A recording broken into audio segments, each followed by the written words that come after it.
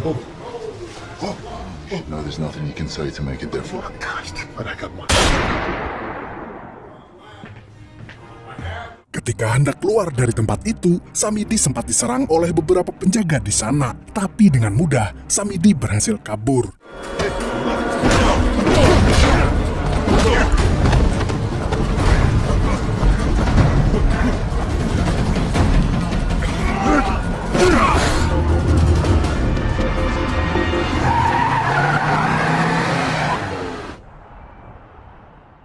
Kembali pada Jack yang baru sampai di rumah barunya. Ternyata rumah pemberian Sam itu sangat mewah. Segalanya disediakan oleh Divisi 8. Di sana juga telah terpajang foto Jack saat sedang bertugas di Afghanistan. Seketika, dia teringat dengan Kolonel Tom, di mana hanya Jack dan Kolonel Tom yang selamat dari misi tersebut. Setelah itu, Jack dan Lisa kembali bertemu di sebuah bar untuk sekedar menghangatkan badan. Mereka saling bercerita tentang hidup masing-masing. Lisa yang ternyata mantan tentara dan Jack yang kesulitan move on dari mendiang anak dan istrinya. Keesokan harinya, Sam kembali menugaskan anggotanya untuk mengambil berkas milik seorang senator yang diduga terlibat tindakan korupsi. Singkat cerita, Jack dan kawan-kawannya mulai bergerak. Di sisi lain terlihat senator itu sedang berpidato di hadapan para pendukungnya. Bahkan, dia dikawal oleh pengawal bersenjata. Dan misi pun dimulai. Alright guys, you got us out here in a fucking lane.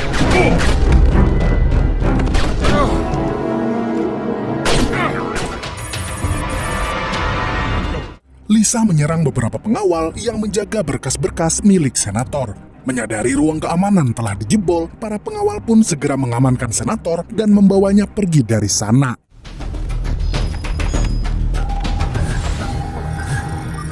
Tapi, beruntung Lisa berhasil mengunduh data berkas tersebut. Sementara itu, Jack berusaha mengejar mobil yang membawa senator, hingga akhirnya Jack berhasil menghabisi para pengawal.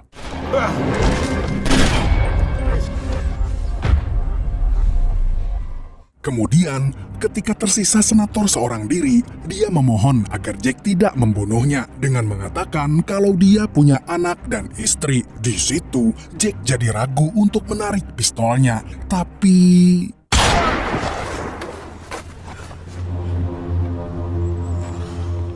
We don't hesitate. malam harinya, karena Jack masih saja terkunci di masa lalu yang membuat setiap misi hampir gagal, Sam tak segan menugaskan pasukannya untuk menghabisi Jack di rumah. Beruntung Jack lebih dulu menyadari kehadiran mereka, sehingga Jack berhasil kabur dari sana.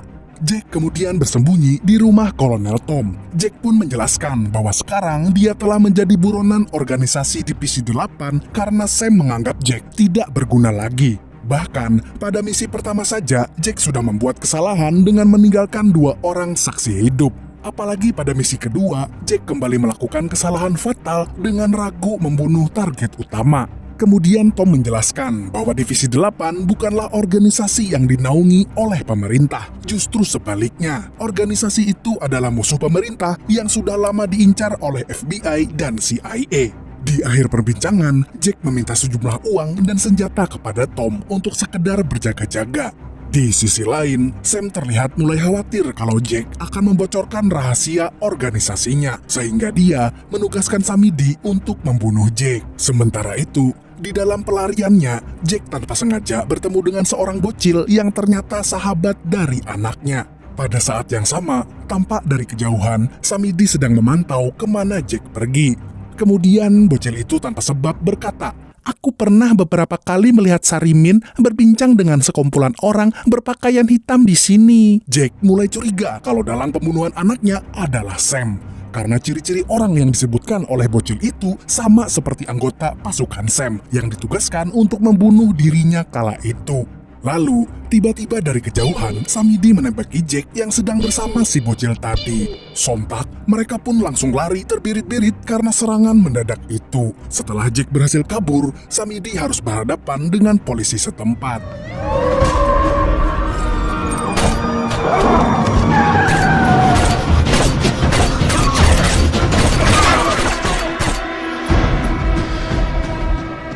Kegagalan Samidi dalam membunuh Jack membuat Sam kecewa. Begitu juga dengan Samidi, karena ini pertama kalinya dia gagal membunuh target.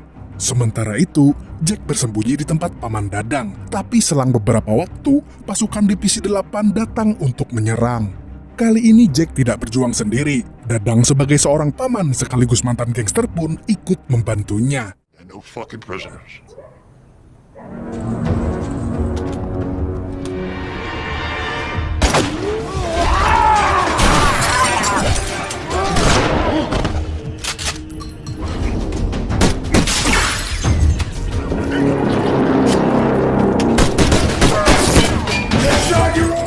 Baku tembak pun tidak terhindarkan. Akhirnya, Ajax, salah satu anggota Sam paling menyebalkan, harus berhadapan langsung dengan Jack. What's that? To rip your fucking flesh off.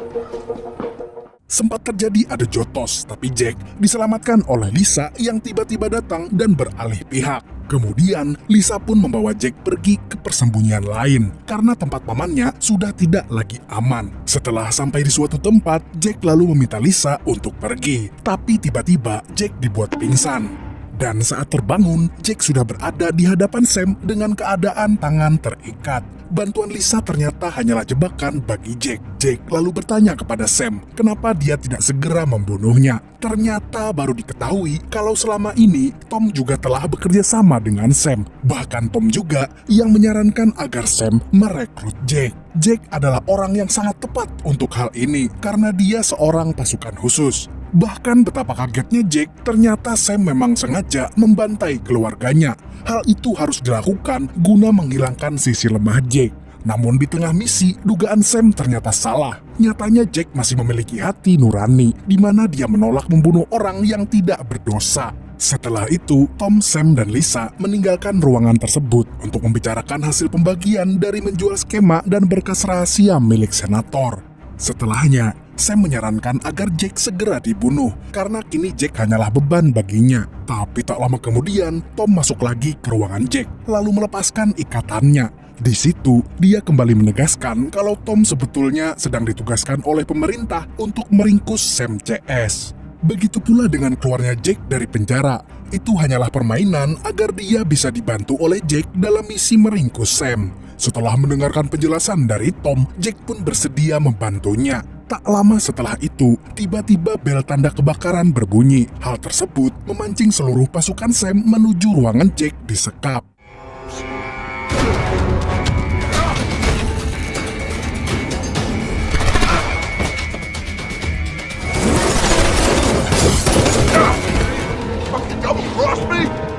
Tentunya pasukan Sam satu persatu berhasil dihabisi oleh Tom dan Jack. Tak berhenti sampai di situ, mereka terus bergerak untuk menyerang. Sam dan Lisa yang mulai panik dan ketakutan itu lantas menawari Jack sesuatu yang menurutnya tidak akan Jack tolak, yaitu mengambil uang sejumlah $3 juta yang ada di meja untuk membeli kebebasannya. Tapi Jack menolak tawaran itu dan lebih memilih menghabisi Sam dan Lisa yang telah membantai keluarganya.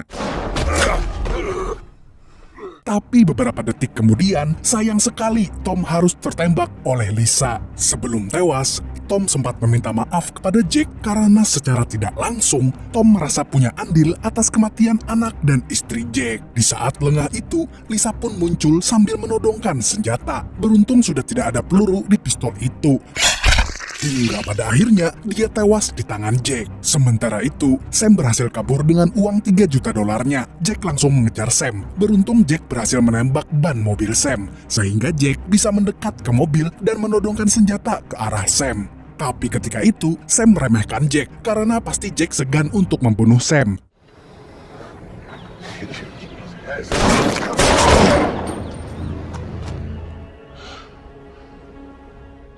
Tapi ketika dia belum selesai bacot, Sam langsung Jack kirim ke alam baka. Setelah itu, Jack bertemu dengan seorang jaksa agung bernama Martin, orang yang telah memberi misi kepada Kolonel Tom. Martin menyampaikan terima kasih dari pemerintah atas bantuan Jack membunuh Sam.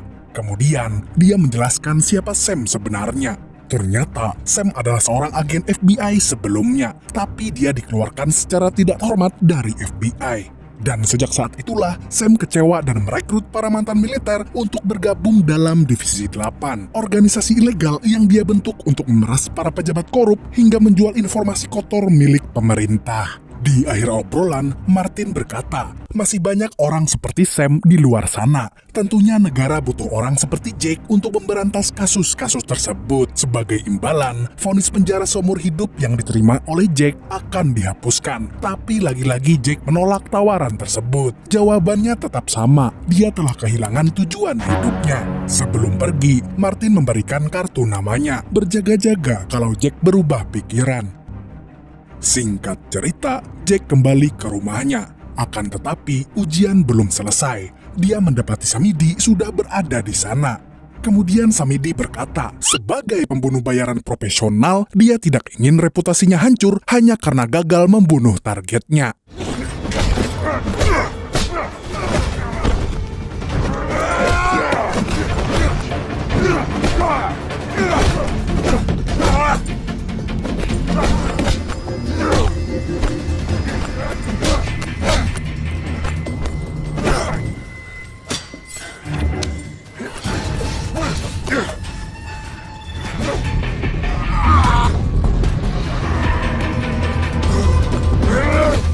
Awalnya, Jake dihajar habis-habisan oleh Samidi, tapi tokoh utama selalu beruntung. Jake berhasil meraih pistolnya yang terjatuh di lantai, sehingga bisa mengirim Samidi agar bergabung dengan Sam di alam baka. Di akhir film, Jake berada di sebuah bus. Dia kemudian menelpon Martin dan menerima tawaran yang diberikan oleh pemerintah. Film pun tamat dengan ending yang super duper keren. Film ini mengajarkan kita untuk tidak bermain-main dengan orang lain, apalagi kalau dia adalah mantan anggota pasukan khusus. Lebih baik dagang somai atau bakso Solo aja, tidak akan ada yang balas dendam kepada kita. Segitu dulu untuk hari ini.